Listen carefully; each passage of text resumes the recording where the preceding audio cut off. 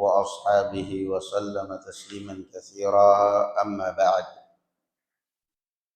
اللهم إنا نسألك علما نافعا ورزقا طيبا وعملا متقبلا اللهم أعنا على ذكرك وشكرك وحسن عبادتك. Masih dalam bab terakhir keutamaan Aisyah radhiyallahu anha dari Sahih Muslim. Baru nanti berakhir dengan bab hadis Ummu Zar'. Hadis Ummu Zar' yang masyhur yang sering dikisahkan oleh para penceramah tentang 11 orang wanita yang berkumpul di zaman dahulu dan masing-masing sepakat untuk tidak merahasiakan sedikit pun tentang suami-suami mereka. Kita masuk kepada bab hadis yang berikutnya. Masih sekali lagi dalam keutamaan Aisyah radhiyallahu anha. Qala al-Imam Muslim rahimahullahu taala, adanya pembahasan keutamaan-keutamaan seperti ini, keutamaan Khadijah, keutamaan sahabat, supaya kita makin cinta kepada mereka. Karena termasuk salah satu jenis ibadah adalah hubbus, cinta kepada orang-orang saleh. Dan dzurwatus salihin, junjungan para orang-orang yang saleh adalah sahabat Rasulullah SAW, tentunya setelah Rasul, dan terlebih mereka adalah yang istri-istrinya Rasul SAW. Ingin dicintai oleh Allah Azza wa Jalla, cintai orang-orang yang saleh. Qala haddatsana Abdullah bin Maslamah ibn Qa'nab qala haddatsana Sulaiman ya'ni ibn Bilal an Abdullah bin Abdurrahman an Anas bin Malik qala sami'tu Rasulullah sallallahu alaihi wasallam yaqul fadlu Aisyah ala an-nisa ka fadli as-sarid ala sa'ir at-ta'am. Keutamaan Aisyah radhiyallahu anha dibandingkan seluruh wanita ibarat sarid dibandingkan dengan makanan-makanan yang lain. Sarid adalah makanan jenis makanan kesukaan Rasulullah yang biasa gandum kemudian dicampur daging dan dibikin makanan. Sejenis itulah makanan kesukaan Rasul. Artinya beliau sallallahu alaihi wasallam membandingkan antara Aisyah radhiyallahu anha dengan istri-istrinya yang lain. Beliau mengatakan keutamaan Aisyah dibandingkan dengan wanita lain, istri-istrinya yang lain, ibarat sarid dengan makanan-makanan yang lainnya. Dan ini hal yang lumrah. Barakallahu fikum, seseorang mesti ada kecondongan salah satu di antara istrinya, anaknya. Naam.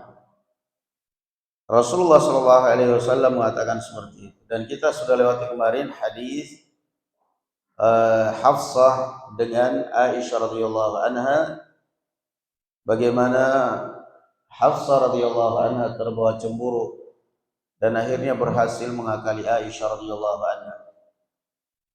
Safar bersama Rasul sallallahu alaihi wasallam. Setiap malam Rasulullah sallallahu alaihi wasallam di dalam safar mesti selalu yang dihampiri kudanya Aisyah radhiyallahu anha. Maka Hafsah radhiyallahu anha berpikir bagaimana Aisyah supaya saya akali, tanpa mencelakakan, tanpa harus dendam, tanpa harus mengucapkan kalimat-kalimat kotor, kasar. Nah, maka Hafsah radhiyallahu anha memainkan otaknya yang cerdas dengan mengajak Aisyah radhiyallahu anha untuk tukaran kuda. Sekali-kali dong kita tukaran. Kamu naik kuda saya naik kuda kamu. Aisyah radhiyallahu anha menerima dengan lapang dada. Dia enggak mikir kalau itu adalah jebakan. Naam. ketika malam hari Aisyah radhiyallahu anha mengendarai kendaraan Hafsah, Hafsah mengendarai kendaraan Aisyah, Rasul sallallahu alaihi wasallam menghampiri kuda yang dikendarai oleh Aisyah dengan keyakinan itu adalah Aisyah, padahal di atasnya adalah Hafsah. Terjebak. Maka kemudian Aisyah radhiyallahu anha pun kecewa. Kenapa Rasulullah kau tumben malam ini gak datang? Padahal biasanya tiap malam jalan sama saya, menghampiri kuda saya, jalan dengan saya. Tumben Rasulullah malam ini tidak datang. Kemana? Gak taunya dia baru sadar, Aisyah radhiyallahu anha baru sadar kalau dia terjebak dengan jebakan Hafsah. Dia Rasul sallallahu alaihi wasallam mendatangi kudanya Aisyah yang ternyata ditumpangi oleh Hafsah. Sehingga Hafsah pun di sini menang satu langkah. Maka Aisyah radhiyallahu anha ketika sampai di tempat peristirahatan, beliau memasukkan kakinya di semak-semak karena rasa cemburunya, marah tapi marah pada diri sendiri. Itu mereka, subhanallah. Marah tapi marah pada diri sendiri. Kenapa saya yang bodoh? Kenapa saya mau dijebak? Orang kalau marah dan marah pada diri sendiri itu akhirnya otomatis dia akan bangkit. Tapi kalau orang marah selalu marah pada orang lain, dia nggak akan bangkit. Gara-gara dia itu kurang ajar dia karena dia. Akhirnya dia nggak akan pernah ada introspeksi diri. Dia akan selalu merasa benar. Kapan dia mau berbenah? Aisyah radhiyallahu anha marah. Oh, berarti semalam Hafsah itu jebak saya. Ngajak tukaran kuda itu rupanya dia paham. Supaya dia, karena dia tahu yang Rasulullah itu tahu mana kudanya Aisyah, mana kudanya Hafsah. Maka Aisyah radhiyallahu anha marah dan terbawa cemburu. Beliau meletakkan kakinya di rerumputan dan mengatakan berdoa, Allahumma sallit alayya aqraban atau thu'banan min thu'banik. Dia kemudian berdoa, ya Allah, dia meletakkan kakinya di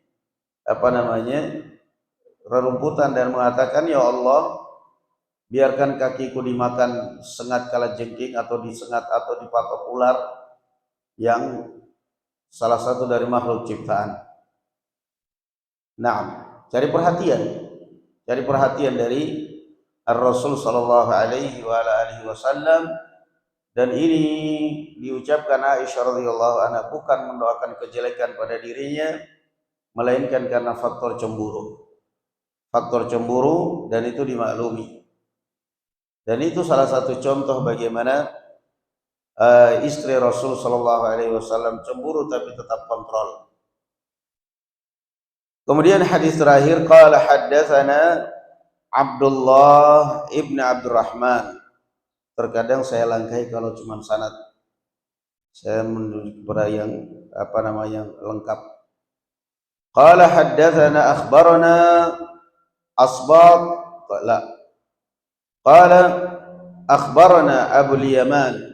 Qala akhbarana Syu'aib an Az-Zuhri haddatsana Abu Salamah ibn Abdurrahman anna Aisyah zawjan Nabi sallallahu alaihi wasallam qalat qala Rasulullah sallallahu alaihi wasallam ya Aisyah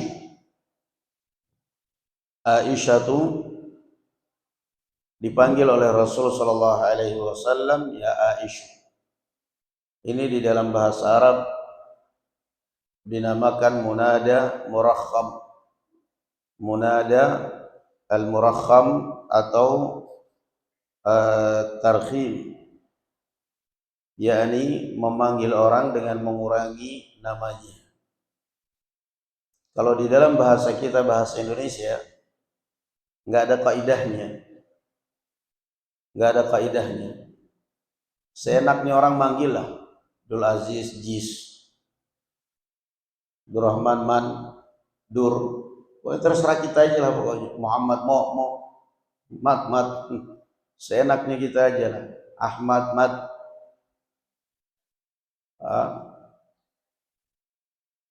Aisyah, syah, syah, syah. Itu kalau dalam bahasa kita tidak ada kaidahnya. Tapi kalau di dalam bahasa Arab yang memang mengajarkan disiplin lisan, yang memang sangat disiplin lisan, itu luar biasa indahnya bahasa Arab. Ya, mengatur sampai masalah memanggil orang pun diatur. Ada yang disebut dengan munada mufradul alam, ada yang disebut dengan munada nakirah ghair maqsudah, ada yang disebut dengan nakirah al maqsudah, ada yang disebut dengan munada mudhaf, ada yang disebut munada syabih bil mudhaf, ada munada nudbah. Munada nudbah itu litawajjuh, untuk menunjukkan ketakutan. Na'am. Wa muslimah, menunjukkan penderitaan terhadap nasib kaum muslimin. Ya muslimin, ya lal muslimin. Ada munada tarkhim al-murakham, mengurangi nama yang dipanggil. Ada kaidahnya dalam bahasa Arab. Boleh mengurangi, tapi yang dikurangi akhirnya. Yang dikurangi akhirnya itu pun dengan dua cara. Ya Aisyu. Ini berarti logat al-inqita'. Tidak ada niat untuk menyambungnya karena dipatahkan dari dhamma ya Aisyu. Bisa ya Aisyah. Berarti niatnya al-ittisal, menyambung ya Aisyah. Ja'far ya Ja'fu, ya Ja'far, ya Ja'far. Kemudian kita panggil ya Ja'fu, ya Ja'far. Ya, di dalam bahasa Arab, orang Arab kalau panjang dikit mereka akan meringkas. Sulaiman, ya Sulaiman, atau ya Sulaim. Salman, ya Salmi, ya Salma. Itu namanya munada murakhab. Fatimah, ya Fatim, ya Fatimah. Itu di dalam panggilan bahasa Arab munada murakhab. Naam. Yang disebut dengan munada murakham, mengurangi nama. Dan itu juga salah satu keindahan bahasa Arab. Ya Aisyu, ya Aisyu. Naam. Beliau memanggil ya Aisyu. Dan semua ini yang ajarkan Rasul sallallahu alaihi wasallam tanpa ada pelajaran bahasa Arab di zaman Rasul, di zaman para sahabat, di zaman jahiliyah. Lisan mereka berjalan sesuai dengan kaidah nahwu. Subhanallah. Tanpa ada pelajaran nahwu sharaf. Nahwu sharaf adanya di zaman Sibawai, di zaman Ali bin Abi Thalib radhiyallahu anhu. Ketika Ali bin Abi Thalib khawatir melihat orang-orang Arab mulai belajar bahasa ajam, bahasa selain Arab, bercampur lisan mereka dengan selain Arab, Ali bin Abi Thalib kemudian prihatin akan rusak bahasa Arab, memerintahkan Abul Aswad Ad-Du'ali untuk membuat kaidah nahwu supaya lisan Arab terjaga. Supaya lisan Arab terjaga. Maka dibikinkanlah kaidah-kaidah pelajaran nahwu supaya kaidah bahasa Arab tetap terjaga dan tidak tercampur dengan bahasa ajam. Makanya akhirnya rata-rata ahli nahwu bukan orang Arab. Sibawai, kemudian barakallahu fikum Miftawai, nama-nama bukan Arab. Al-Asmu'i, Abul Aswad Ad-Du'ali, bukan dari Arab asli. Setelah itu orang Arab asli belajar dari mereka lagi akhirnya untuk bisa mengembalikan lisan mereka yang asli. Naam, ya Aisyah, hadza Jibrilu yaqra'u alaiki salam. Wahai Aisyah, Jibril mengirimkan salam untukmu. Qalat faqultu alaihi salam wa rahmatullah. Aisyah radhiyallahu anha menjawab, wa alaihi salam wa rahmatullah. Qalat wa huwa yara ma la ara. Aisyah radhiyallahu anha berkata, dan Rasulullah melihat apa yang tidak aku lihat. Sudah kita lewati dalam keutamaan Khadijah. Jibril datang, tapi kalau Khadijah radhiyallahu anha salamnya dari Allah. Jibril cuma menyampaikan. Allah mengutus Jibril untuk sampaikan salam kepada Khadijah. Nah, maka Jibril sekaligus salam dari Allah juga dari saya, wahai Muhammad, sampaikan kepada Khadijah. Nah, padahal sebenarnya Jibril ya bisa saja langsung menyampaikan kepada Aisyah radhiyallahu anha, kepada Khadijah radhiyallahu anha, tetapi tetap aja yang namanya orang menjaga perasaan suaminya. Di dalam hadis ini kata Imam An-Nawawi, fihi fadilatun zahiratun li Aisyah radhiyallahu anha. Di dalam hadis ini menunjukkan keutamaan yang jelas pada Aisyah radhiyallahu anha. Jibril mengirimkan salam. Masya Allah. Wa fihi istihbabu ba'this salam wa yajibu 'ala ar-rasul tablighu. Juga dalam hadis ini menunjukkan keutamaan nitip salam dan wajib bagi yang dititipi untuk menyampaikannya. Entah itu lewat telepon, entah itu lewat ini. Makanya kalau kira-kira barangkali memberatkan, jangan pernah titip salam. Ya, kadang-kadang orang ringan banget telepon, kadang ya udah Ustaz, saya titip salam untuk ikhwan-ikhwan Tegal misalnya. Berat ini saya menyampaikannya kepada ikhwan-ikhwan Tegal, seberapa? Afwan, jangan titip salam begitulah. Kalau antum yang ada kenal, saya sampaikan titip salam untuk siapa.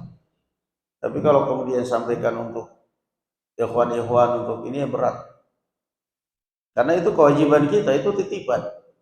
Tolong sampaikan salam saya kepada dia. Tolong kalau ketemu tidak memberatkan, jangan lupa sampaikan salam. Karena itu juga termasuk barakallahu fikum doa. Jibril nitip salam untuk Aisyah. Wa fihi ba'thul ajnabiyyis salam ila al-ajnabiyyatis salihati idza lam yakhaf tarattuba mafsadatin. Dan juga di dalam hadis ini menunjukkan bolehnya menitip salam atau mengucapkan salam untuk wanita ajnabiyah yang bukan mahram selama tidak ada fitnah di sana. Nah, karena istrinya teman kita dulu, teman lama kita dulu, dan gak ada masalah, gak ada hubungan mau merusak rumah tangga dia, gak ada ini, gak ada macam-macam. Tolong titip salam untuk istrimu. Dia ya tahulah, dia dulu teman saya waktu sekolah, teman kita dulu waktu ini mengakrab dari dulu, nggak ada perasaan apapun, perasaan mau mengganggu rumah tangga orang nggak ada. Cuman karena faktor teman lama, sudah titip salam. Bahkan kadang-kadang dia pun juga begitu, tolong salam untuk fulan, untuk ustadz, untuk ini, karena teman lama ini, dan dia ada masalah. Itu juga termasuk barakallahu fikum doa. Naam. Al-ajnabi Jibril ajnabi dari Aisyah radhiyallahu anha. Walaupun dia Jibril, malaikat, tidak ada nafsu dan syahwat, tapi tetap ada ajnabiyah. Wa qala ashab tayyib wa anna alladhi yablughuhu salam yaruddu alaihi. Dan bahwasanya yang disampaikan kepadanya salam wajib menjawab. Sulakam dapat salam dari fulan, alaikum alaihissalam, alaikum alaihissalam. Malaikat datang kepada Nabi Ibrahim mengucapkan salam, Nabi Ibrahim menjawab. Faqalu salama, qala salamun qaumun munkarun. Nabi Ibrahim kedatangan tamu mengucapkan salam, Nabi Ibrahim mengatakan salamun qaumun munkarun, ai salamun antum qaumun munkarun. Nabi Ibrahim menjawab, salam, dan kalian ini adalah kaum yang mungkar. Artinya kaum yang saya belum pernah kenal. Kalian ini siapa ya? Kok saya gak pernah kenal? Tapi karena ini adalah tamu, kewajiban saya adalah memuliakan tamu. Kenal gak kenal, tamu saya muliakan. Apalagi tamunya sudah salam, sudah sopan. faragha ila ahlihi faja'a bi'ijlin samin. Nabi Ibrahim langsung ke belakang rumah, mengambil sapi yang gemuk, anak sapi yang gemuk disembelih karena kedatangan tamu, kemudian disuguhkan. Faragha ila ahlihi faja'a bi'ijlin samin faqarrabahu ilaihim faqala ala ta'kulun. Sudah dimasak, Masya Allah ya. Ada tamu baru motong sapi. Itu berapa lama ngulitinnya, berapa lama nyetelinya, berapa lama masaknya, tapi itu sudah tradisi Arab. Nah, makanya kita kalau di Yaman diundang mereka orang Arab kadang-kadang lebih banyak nolaknya. Kejadian terjebak satu kali ba'da zuhur, ayo makan di rumah saya. Kita datang, kita pikir langsung makan. Ternyata kita datang ngobrol sendiri berdua sama teman, dia lagi motong kambing di belakang. Dia lagi motong kambing, datang kotor semua tangannya, afwannya, baru selesai motong. Makannya kapan ini? Makannya pada asar menjelang maghrib. Undangannya pada zuhur. Waduh, kacau. Itu sudah biasa mereka. Nabi Ibrahim begitu. Tamu datang, masuk kandang sapi, ambil sapi, anak sapi dipotong, baru dimasak, faqarrabahu ilaihi. Tamunya tidur dulu, harusnya disiapkan ruang tidur harusnya. Didekatkan, ala ta'kulun, silahkan makan. Falamma ra'a aydiyahum la tasilu ilaihim nakirahum wa awjasa minhum khifah. Tapi ini tamu sapi sudah saya sembelih, sudah saya masak, sudah saya suguhkan. Disuguhkan mereka nggak mau makan, tangan nggak gerak. Faqarrabahu ilaihim qala la ta'kulun. Falamma ra'a aydiyahum la tasilu ilaihim nakirahum. Ketika Nabi Ibrahim melihat tamu ini, tamu apaan sih? Sudah capek-capek motong sapi, disuguhkan nggak mau makan, tangan gerak aja enggak. Malaikat tapi dalam bentuk manusia. Sehingga Nabi Ibrahim taunya manusia. Disuguhkan, malaikat nggak pernah mau makan, orang dia nggak ada perutnya. Nabi Ibrahim pun ketakutan, ini tamu saya ini siapa ya? Manusia apa penampakan, oleh bahasa kita lah kurang lebih. Ternyata emang penampakan tapi malaikat. Inna lurusul rabbik. Kami ini bukan manusia wahai Ibrahim. Kami ini malaikat utusan Allah Azza wa Jalla. Ya mungkin bahasa kesalnya Nabi Ibrahim ngomong kayak dari tadi biar gak motong sapi. Kalau dari tadi awal ngomong kami ini malaikat gak makan kan enak, sapi saya gak disembelih. Ini sapinya udah dimasak baru ngomong. Ternyata mereka adalah malaikat-malaikat Allah Azza wa Jalla yang diutus oleh Allah untuk menghancurkan kaumnya Nabi Nuh, Sodom, negeri Sodom, Irak. Di Irak yang sudah terlalu banyak berbuat zalim dengan berbuat barakallahu fikum LGBT. Itu Nabi Ibrahim alaihissalam.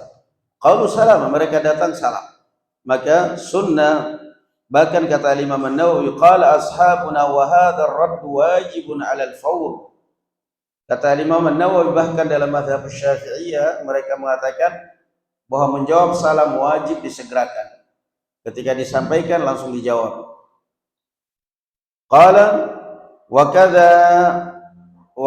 kadza law ballaghahu salamun min waraqatin min ghaibin lazimahu an yarudda as-salam alaihi bil lafz ala al-fawr idza qara. Demikian pula kalau Anda mendapatkan salam dengan tulisan misalnya lewat surat, lewat WA, lewat SMS, lewat di Instagram, di ini semuanya dijawab. Ya. Enggak mesti barakallahu fikum kadang-kadang kita lupa nulis, tapi paling tidak kalau kita lupa nulis, kalaupun kita lupa nulis paling tidak jawab dengan lisan. Ada orang salam ke kita, na'am. Ada orang salam, kita jawab. Karena orang yang salam itu adalah berbuat baik kepada kita. Falau qataib yustahabbu wa fihi annahu yustahabbu fi ar-radd an yaqulu wa 'alayka aw 'alaykumus salam bil waw.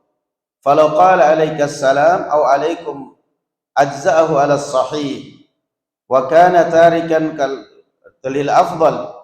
Wa qala ba'du ashabina la yujzi'uhu wa sabaqat tayyib.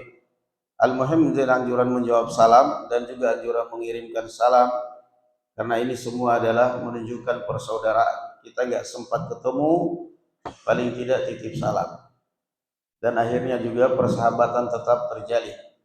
Aisyah radhiyallahu anha, datang Jibril menemui Rasulullah, sampaikan salamku untuk Aisyah. Dan disampaikan oleh Rasul sallallahu alaihi wasallam, Aisyah mengatakan alaik atau alaihi salam. Alaihi salam atau waalaikumsalam. Waalaikumsalam atau alaik wa alaihi salam. Semoga engkau dan dia juga mendapatkan keselamatan. Na'am, barakallahu fikum, wallahu a'lam bissawab. Walhamdulillahirabbil alamin. Assalamualaikum warahmatullahi taala wabarakatuh.